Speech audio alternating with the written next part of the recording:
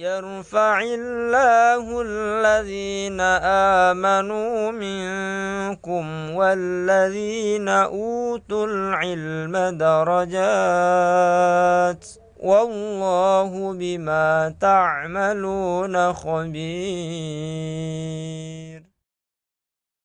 Metode Al-Bidayah, jembatan ngaji kitab kuning untuk para pemula. Bismillahirrahmanirrahim. Assalamualaikum warahmatullahi wabarakatuh.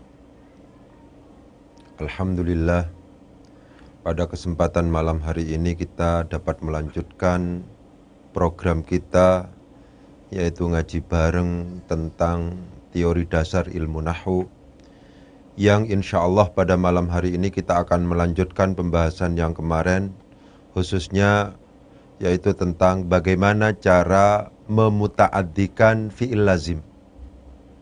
Namun sebelum lebih jauh mengurai tentang masalah itu, marilah kita membaca Al-Fatihah bersama-sama dengan sebuah harapan agar Allah memberikan kemudahan dan kelancaran kepada kita semuanya. Al-Fatihah. A'udzubillahi minasyaitonirrajim. Bismillahirrahmanirrahim. Alhamdulillahirabbil alamin arrahmanir rahim. Maliki yaumiddin. Iyyaka na'budu wa iyyaka nasta'in. Ihdinas siratal mustaqim. Siratal ladzina an'amta 'alaihim ghairil maghdubi 'alaihim waladdallin. Rabbi ighfir amin. Sekedar mereview dari pertemuan sebelumnya, yaitu kemarin, bahwa konsep lazim dan muta'addi itu sangat penting untuk kemudian kita ajarkan kepada murid-murid kita.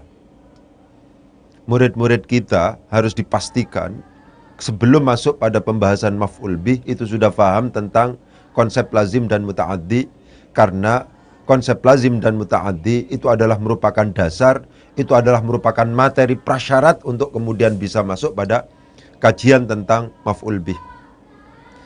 Murid-murid kita anggap tidak siap untuk belajar tentang maf'ul bih ketika misalnya murid-murid kita itu realitasnya masih belum memahami dan belum mengenal tentang lazim dan muta'addi.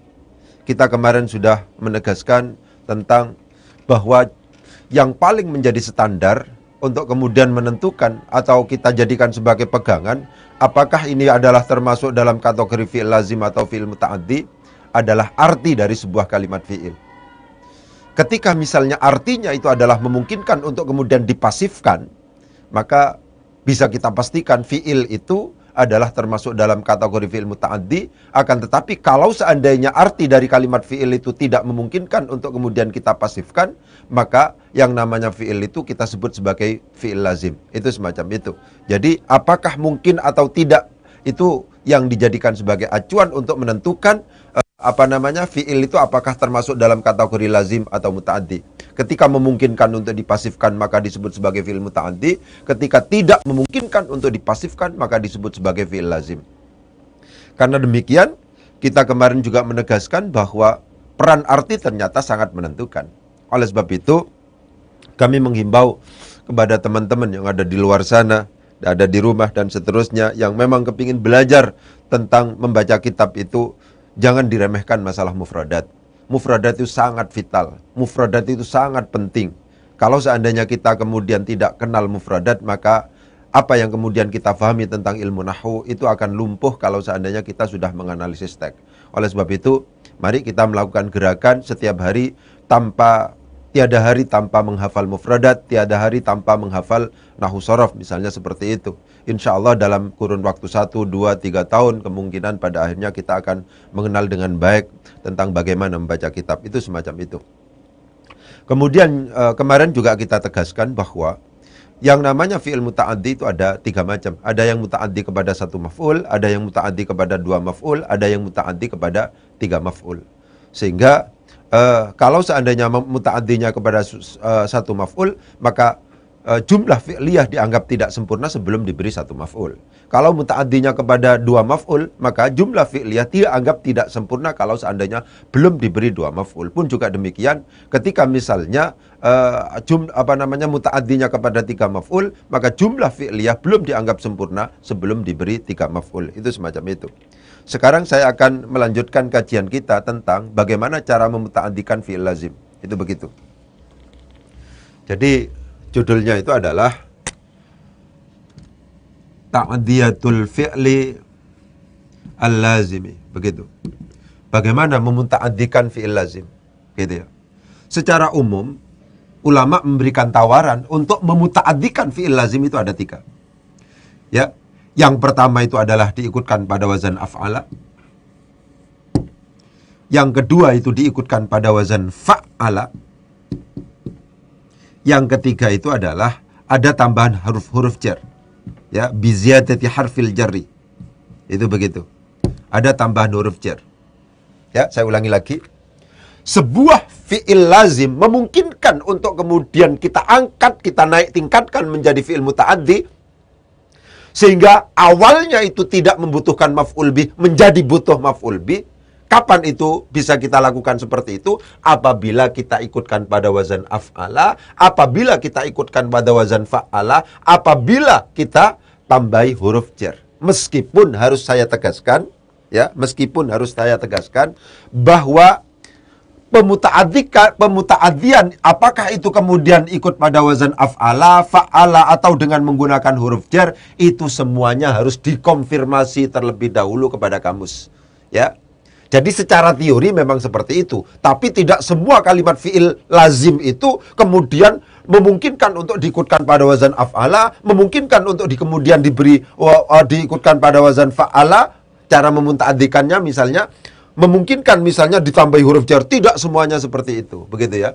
Jadi secara teori semacam ini tidak akan keluar dari ini, tapi apakah pada akhirnya kita anggap pemuta'addian itu misalnya kita ikutkan pada wazan af'ala, fa'ala, kemudian ataukah ditambah huruf jar, itu bagaimanapun juga harus ada konfirmasi dari kamus, harus klarifikasi terlebih dahulu dengan kamus. Itu semacam itu. Tapi secara teori memang begitu. Di dalam kitab-kitab ketika kemudian membahas tentang bagaimana memuta'addikan fi'il lazim, fi'il yang awalnya itu kemudian tidak membutuhkan maf'ul bih, kemudian menjadi butuh maf'ul bih, bagaimana caranya? Itu secara umum ada 3 macam ini, diikutkan pada wazan af'ala, diikutkan pada wazan fa'ala, ditambahi huruf jar. Itu semacam itu. Ya. Jadi kita contohkan sekarang misalnya. Yang ikut wazan af'ala dulu misalnya. Sekarang misalnya kata-kata dhahaba. Ya. Dhahaba itu artinya pergi. Ini lazim, namanya pergi. Gak ada kata-kata dipergi. Ya, pergi, itu lazim. Tapi kalau seandainya diikutkan wazan af'ala menjadi adhaba. Ya. Ya. Adhaba, melenyapkan artinya. Mempergikan itu kan sama dengan melenyapkan. Adhaba annil adha. Alhamdulillahilladzi adhaba anni al-adha. Adhaba berasal dari dhahaba. Ketika diikutkan pada wazan af'ala, maka artinya akan bergeser menjadi muta'addi. Awalnya hanya sekedar pergi, ya, kemudian adhaba menjadi melenyapkan. Ini kan menjadi muta'addi akhirnya. Adhaba anni al-adha. Alhamdulillah, segala puji lillahi, bagi zat, bagi Allah, alladzi zat, adhaba, yang telah melenyapkan, ya, anni dari saya, al-adha, penyakit, gitu, melenyapkan, adhaba. Diikutkan pada wazan af'ala, awalnya dhahaba itu pergi, diikutkan menjadi adhaba, diikutkan menjadi pada wazan af'ala, akhirnya menjadi adhaba, akhirnya secara arti bergeser menjadi muta'addi. Itu semacam itu. Contoh yang lain misalnya seperti lafadz kharaja. Ya, kharaja itu artinya keluar. Keluar itu kalau seandainya kita nilai dengan standar yang kemarin, artinya ini keluar. Kalau seandainya ini dinilai dengan standar yang kemarin, apakah memungkinkan dipasifkan ini? Tidak memungkinkan untuk dipasifkan. Tidak memungkinkan untuk dipasifkan. Karena tidak memungkinkan untuk dipasifkan, maka ini disebut sebagai lazim. Ini lazim ini. Kalau seandainya diikutkan pada wazan af'ala sehingga menjadi akhraja, itu artinya bukan keluar, tapi mengeluarkan. Wallahu akhrajakum min butunikum, misalnya. Wallahu, misalnya, menjadi akhrajakum. Itu artinya bukan keluar, tapi mengeluarkan. Kenapa kok kemudian artinya mengeluarkan? Iya, karena ini diikutkan pada wazan af'ala. Terkonfirmasi rumusan ulama bahwa ketika kemudian fi'il lazim itu kemudian diikutkan pada wazan af'ala, itu secara arti akan bergeser dari awalnya lazim menjadi muta'addi. Wallahu, Allah itu akhrajakum, mengeluarkan. Kenapa kok diterjemahkan mengeluarkan? Karena diikutkan pada wazan af'ala. Itu begitu. Ya, wallahu akhrajakum min butuni ummahatikum la ta'lamuna syai'a. Misalnya seperti itu. Jadi dari kharaja yang merupakan fi'il lazim kemudian diikutkan pada wazan af'ala sehingga menjadi muta'addi. Wallahu akhrajakum min butuni ummahatikum la ta'lamuna syai'a. Misalnya arti nazala, ya. Nazala itu artinya adalah turun. Turun itu kalau seandainya kita lagi-lagi kita uji dengan apakah memungkinkan untuk dipasifkan atau tidak, sehingga kita bisa pastikan, kita tentukan ini lazim atau muta'addi. Kata-kata turun itu tidak memungkinkan menjadi diturun, tidak memungkinkan. Karena demikian maka nazala, ya, nazala bukan nazala, bukan anzala, nazala mujarrad itu adalah termasuk dalam kategori lazim. Tapi ketika nazala itu kemudian diikutkan pada wazan af'ala sehingga menjadi anzala, artinya sudah bergeser, ya. Misalnya wa anzala minas sama'i ma'an, wa anzala minas sama'i ma'an, misalnya wa anzala, ya, wa anzala artinya menurunkan. Allah menurunkan minas sama'i, dari langit, ma'an, air. Ma'an, air. Anzala dari awalnya sekedar turun artinya, kemudian menurunkan. Ketika artinya itu adalah menurunkan, maka ketika kita nilai dengan misalnya diuji dengan dipasifkan, maka memungkinkan, menurunkan memungkinkan untuk kemudian dirubah menjadi diturunkan, dipasifkan menjadi diturunkan. Karena demikian, nazala yang awalnya turun setelah diikutkan pada wazan af'ala akhirnya menjadi anzala, secara arti bergeser, ya. Akhirnya menjadi menurunkan. Dari sini juga terkonfirmasi juga rumusan ulama. Dari misalnya fi'il lazim dhahaba diikutkan pada wazan af'ala, kharaja kemudian menjadi akhraja karena diikutkan pada wazan af'ala, nazala juga demikian, awalnya artinya turun diikutkan pada wazan anzala menjadi menurunkan. Itu terkonfirmasi bahwa memang fi'il lazim itu untuk kemudian bisa dijadikan sebagai muta'addi, caranya adalah dengan cara diikutkan pada wazan af'ala. Itu semacam itu, ya. Caranya adalah diikutkan pada wazan af'ala. Itu semacam itu. Jadi ini adalah contoh di mana, ya, contoh di mana fi'il mujarrad ketika diikutkan pada wazan af'ala memungkinkan pada akhirnya bergeser dari arti lazim, tidak membutuhkan maf'ul bih menjadi muta'addi, akhirnya membutuhkan maf'ulun bihi. Itu semacam itu, ya. Jadi penting untuk saya tegaskan ulang, bagaimana cara memuta'addikan fi'il lazim. Itu ada 3 cara yang kemudian ditawarkan oleh para ulama. Yang pertama adalah diikutkan pada wazan af'ala, yang kedua adalah diikutkan pada wazan fa'ala, dan yang ketiga adalah ditambahi huruf jar. Itu semacam itu. Kita lanjutkan pada penjelasan lanjutan contoh untuk yang kedua ini, ya. Contoh yang kedua,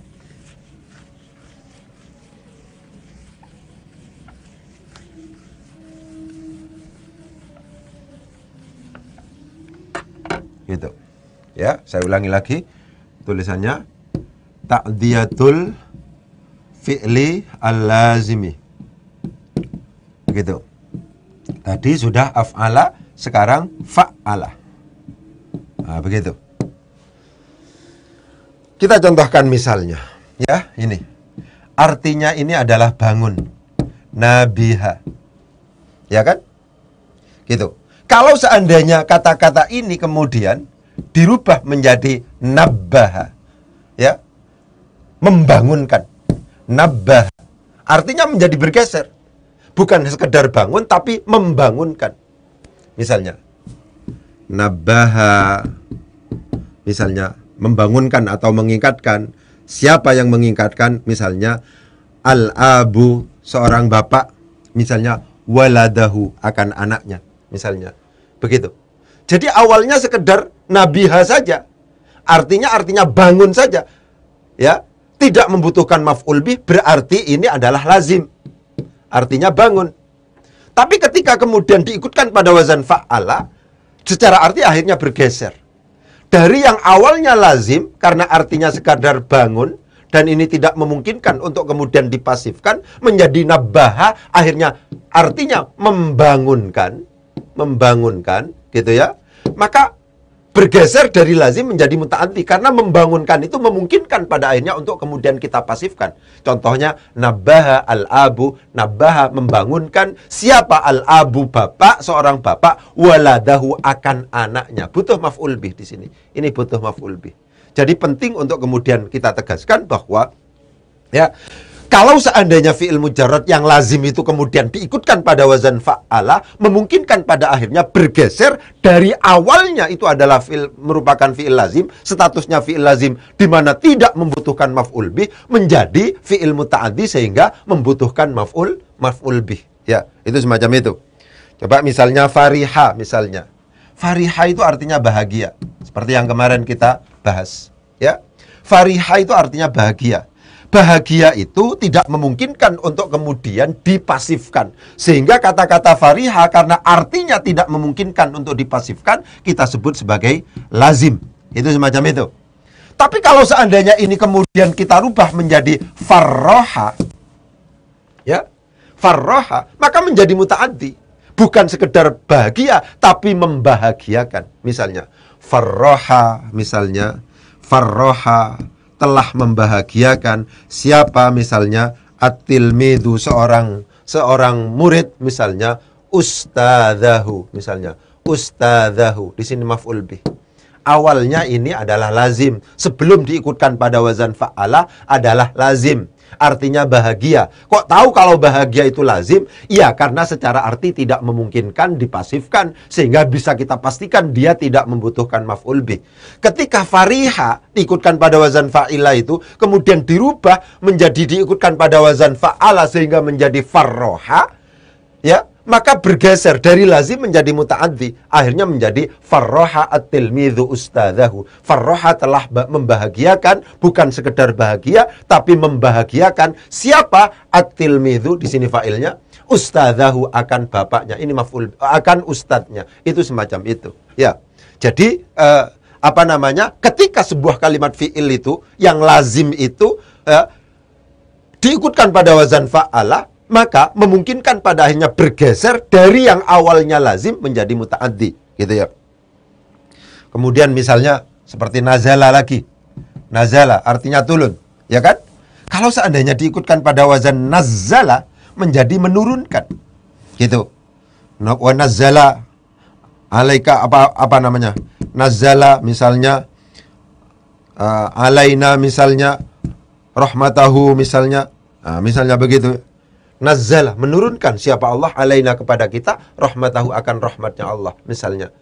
Jadi awalnya itu adalah lazim, ketika kemudian diikutkan pada wazan fa'ala, itu menjadi muta'addi, sehingga sebuah jumlah fi'liyah itu ketika muta'addi tidak cukup hanya sekedar diberi fa'il, akan tetapi juga butuh maf'ul bih. Itu semacam itu, ya. Jadi yang tadi yang diikutkan pada wazan af'ala dari lazim menjadi muta'addi, diikutkan pada wazan fa'ala dari lazim bisa menjadi muta'addi, dan yang terakhir itu adalah dengan cara ditambahi huruf jar. Itu semacam itu. Ya. Mari kita anukan.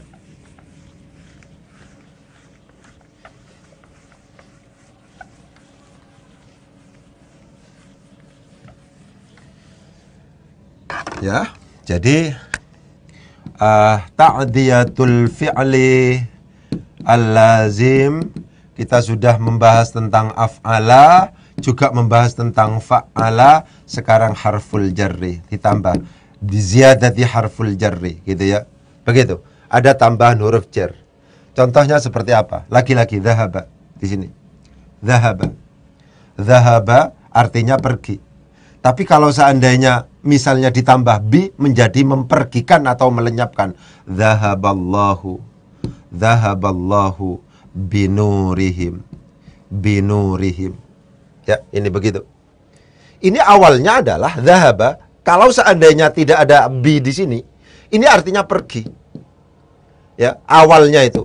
Tapi ketika ada tambahan ini, huruf jar ini, harful jarri berupa ba ini, ya, maka artinya bukan lagi pergi, tapi melenyapkan. Artinya bukan lagi pergi, tapi melenyapkan. Karena demikian, akhirnya dianggap sebagai fi'il muta'addi. Disinilah yang kemudian memunculkan nanti dalam konsep pembahasan maf'ul bih yang ghairu sharih. Maf'ulun bihi yang ghairu sharih. Karena terbuat dari jarun wa majrurun. Kata-kata binurihim ini seakan-akan ini adalah jarun wa majrurun, ya, secara lafadz. Secara lafdzon itu adalah jarun wa majrurun, tapi mahallan, ya, tapi mahallan secara kedudukan dia itu adalah dibaca nasab karena menjadi maf'ulun bihi. Itu penting untuk diperhatikan, ya.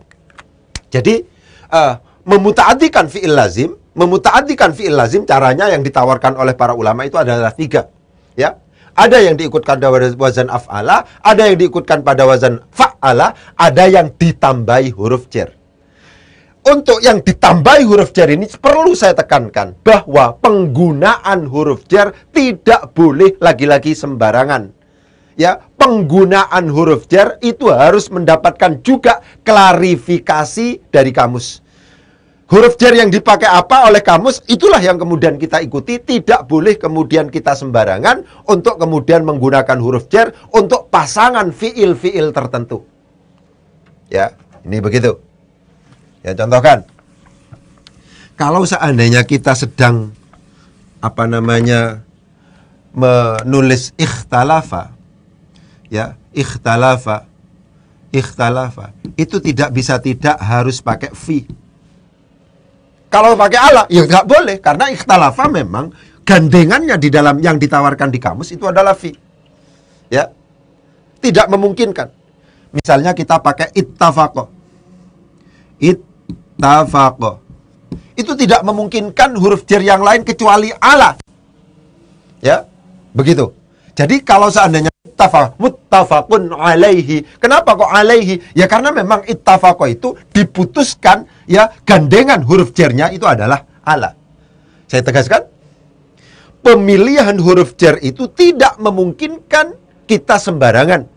Pemilihan huruf jar itu sudah ada ketetapannya di dalam kamus. Sampai kemudian para ulama itu diantaranya adalah menulis kitab Mu'jamul Af'al. Sini sorot. Mu'jamul Af'al misalnya, ya, al-muta'addiyah biharfin. Ini judul kitab. Ya, Mu'jamul Af'al al-muta'addiyah biharfin. Kamus fiil-fiil yang muta'addinya dengan menggunakan huruf jar. Ini nampaknya di internet juga banyak, ya. Ya, itu bisa di-download ini. Mu'jamul Af'al al-muta'addiyah biharfin. Kamus fiil-fiil yang muta'addinya dengan menggunakan huruf. Penegasannya apa yang penting untuk ditegaskan? Penegasannya adalah penggunaan huruf jar itu sudah ditetapkan. Kesalahan dalam rangka menggunakan huruf jar bisa berdampak fatal. Contohnya, kalau seandainya roghiba kita lihat, ternyata untuk berarti mencintai itu pakai fi. Roghiba fi. Roghib itu fiki misalnya. Saya senang pada kamu, perempuan. Tapi kalau seandainya kemudian ini dirubah menjadi roghiba, kemudian di sini pakai an, ini menjadi benci. Dari mencintai atau menyukai menjadi benci lebih disebabkan karena penggunaan huruf jar yang berbeda. Jadi saya perlu tegaskan bahwa penggunaan huruf jar itu tidak mungkin kita ngarang sendiri. Penggunaan huruf jar itu harus kita sesuaikan dengan kamus. Kalau ikhtalafa ya pakai fi, kalau ittafaqa itu pakai ala, kalau roghiba tergantung. Kalau seandainya kita menghendaki arti mencintai, maka pakai fi. Kalau seandainya kita kehendaki arti misalnya membenci, faman raghiba an sunnati falaisa minni. Di dalam hadis faman raghiba an sunnati pakai an kalau seandainya membenci, ya. Kalau ihtaja misalnya itu pakai dalla ala, ihtaja ila misalnya, dan seterusnya. Jadi penggunaan huruf jar ini, penggunaan huruf-huruf jar ini itu pada akhirnya itu tidak bisa tidak harus disesuaikan dengan kamus. Sehingga bagaimanapun juga kita pada akhirnya harus didampingi oleh kamus. Tidak memungkinkan kita misalnya dalam proses belajar itu tidak didampingi oleh kamus. Ya minimal kamus yang recommended kalau yang berbahasa Indonesia itu adalah Al-Munawwir. Itu yang terkenal lah ya. Itu sudah bagus gitu ya. Kita harus punya itu. Tidak mungkinkan kalau seandainya kita tidak punya. Jadi bagaimana cara membuka kamus, kemudian klarifikasi huruf jar yang dipakai itu apa dan seterusnya, itu pakai itu ya. Jadi penting untuk diperhatikan itu. Nah, mengingat hal-hal semacam itu, maka kalau seandainya kemudian misalnya kita menemukan, akhirnya penyikapannya menjadi penting. Ya, misalnya kata-katanya misalnya begini, ya sin fa'dal misalnya. Kata-katanya begini. Ya, ini bandingkan dengan. Misalnya begini. Ini gimana ya cara membacanya? Ya faksin. Apakah kemudian ini akan dibaca yafsudu? Yafsudu tidak diikutkan pada wazan af'ala atau fa'ala. Af'ala misalnya. Kalau af'ala kan menjadi yufsidu. Yufsidu. Apakah ini mau dibaca yafsudu atau yufsidu? Ya itu pada akhirnya tergantung. Ini akan kita jadikan sebagai fi'il lazim atau muta'addi. Amal perbuatan menjadi rusak dengan riya. Oh berarti enakan menjadi rusak. Rusak itu berarti hanya sekedar rusak, bukan merusak. Rusak saja, rusak itu lazim. Maka ini cara bacanya tidak diikutkan pada wazan af'ala. Tidak diikutkan pada wazan af'ala. Yafsudu al-amalu birriya. Tapi kalau seandainya saya balik misalnya ar-riya'u. Riya itu tadak di sini. Misalnya ada tulisan yang sama. Misalnya begitu. Ar-riya'u utawi riya iku yufsidu. Akan begitu akhirnya. Iku yufsidu al-amala. Begitu. Coba bayangkan. Sama-sama ya fa sin dal memungkinkan pada akhirnya untuk kita anggap sebagai lazim, memungkinkan untuk kemudian kita anggap sebagai muta'addi, tergantung pada konteksnya. Kalau di atas amal perbuatan kita menjadi rusak karena riya. Tapi kalau yang di bawah konteks lain sudah. Ar-riya'u, riya itu bisa merusak amal perbuatan kita. Karena demikian, tulisan sama memungkinkan pada akhirnya kita anggap, kita coba untuk memuta'addikannya atau kita tidak. Tulisan sama antara fasada yafsudu dengan mujarrad artinya rusak, fasada dengan afsada secara tulisan bahasa fi'il mudhari'nya itu sama tulisannya. Ini tulisan fi'il mudhari'nya begitu, ini juga begini, sama persis. Ini, ya. Fasada yafsudu, kemudian afsada yufsidu. Mana yang kita pilih untuk ini? Yang kita pilih adalah sesuaikan dengan konteks. Ya. Misalnya begitu. Kalau seandainya saya tulis lagi misalnya contohnya, ini penyikapan ya. Pokoknya yang paling penting adalah ketika kemudian fi'il lazim itu diikutkan pada wazan af'ala, ketika diikutkan pada wazan fa'ala, itu memungkinkan berubah menjadi muta'addi. Saya misalnya contohkan begitu. Ya. Misalnya tulisannya begini. Nazala al-ma'u misalnya minas sama'i misalnya. Ya. Maka kita menuntut ini hanya sekedar bacaannya nazala. Air turun atau hujan ya. Air turun dari langit. Ya. Kalau seandainya misalnya ini saya rubah menjadi Allahu. Tulisannya begini akhirnya. Nah, begini. Maka ini akan menjadi berubah. Tulisan nun za'lam ini jangan dibaca nazala. Karena nazala tidak diikutkan pada wazan af'ala. Ini artinya sekedar turun. Padahal konteksnya tidak. Ini yang cocok dari sisi tarjamah. Itu adalah Allah menurunkan air dari langit. Karena demikian nun za'lam ini sama. Nun za'lam. Tapi di sini cara bacanya harus diikutkan pada wazan fa'ala. Nazzala. Allahu utawi Allah. Iku nazzala. Nurunaken sop sinten Gusti Allah. Al-ma'a dadi maf'ul bih. Kalau di sini jadi fa'il. Nazala al-ma'u minas sama'i. Air turun dari langit. Gitu toh. Ya, air turun dari langit. Itu toh. Ya. Konteks itu mempengaruhi kebijakan kita. Apakah kemudian akan kita baca dengan misalnya wazan fa mujarrad, ataukah kemudian ini harus dimazidkan, diikutkan pada wazan af'ala yang pada akhirnya berdampak pada fi'il itu akhirnya artinya adalah muta'addi. Jadi penting untuk kasus tadi, kata-kata ya sin fa'dal memungkinkan dibaca yafsudu, kata-kata itu juga memungkinkan untuk dibaca yufsidu. Kata-kata nazala, nun za'lam memungkinkan dibaca nazala, memungkinkan juga dibaca nazala. Tergantung pada apa? Tergantung misalnya pada tuntutan arti. Kalau arti menuntut kita itu akan lazim seperti ini menuntut lazim ini sekedar turun, tidak mungkin ini kemudian dipaksa terjemahannya adalah menurunkan. Tapi kalau seandainya di sini yang awalnya tidak ada harokatnya itu, kok kemudian hanya kita terjemahkan sekedar turun, maka menjadi rusak. Gimana? Allah turun, ini akhirnya jadi apa? Itu menjadi bingung akhirnya. Oleh sebab itu dalam konteks ini harus kita paksa Allahu nazzala, Gusti Allah itu nazzala menurunkan al-ma'a air minas sama'i dari langit. Jadi tetap pada akhirnya yang paling penting itu adalah penyikapan. Satu tulisan memungkinkan dibaca dengan alternatif bacaan yang banyak. Dan yakinlah bahwa masing-masing alternatif bacaan itu berkonsekuensi kepada arti. Itu yang paling penting. Sehingga pandai-pandailah kita, yang paling penting secara teoritis, itu sudah paham kita bahwa fi'il lazim memungkinkan berubah menjadi muta'addi ketika misalnya diikutkan pada wazan af'ala, ketika misalnya diikutkan pada wazan fa'ala, ya, af'ala, fa'ala, dan ketika memungkinkan, ketika dimasuki huruf jar. Dan perlu diingatkan untuk huruf jar itu tidak boleh sembarangan. Huruf jar itu harus disesuaikan dengan yang ada di dalam kamus. Penggunaan huruf jar yang beda itu berdampak pada akhirnya orang Arab yang pemilik bahasa itu tidak memahami apa yang kita tulis. Itu semacam itu, ya. Jadi mungkin itu yang bisa saya sampaikan dalam kesempatan malam hari ini. Kurang lebihnya mohon maaf. Wabillahi taufiq wal hidayah. Wassalamualaikum warahmatullahi wabarakatuh.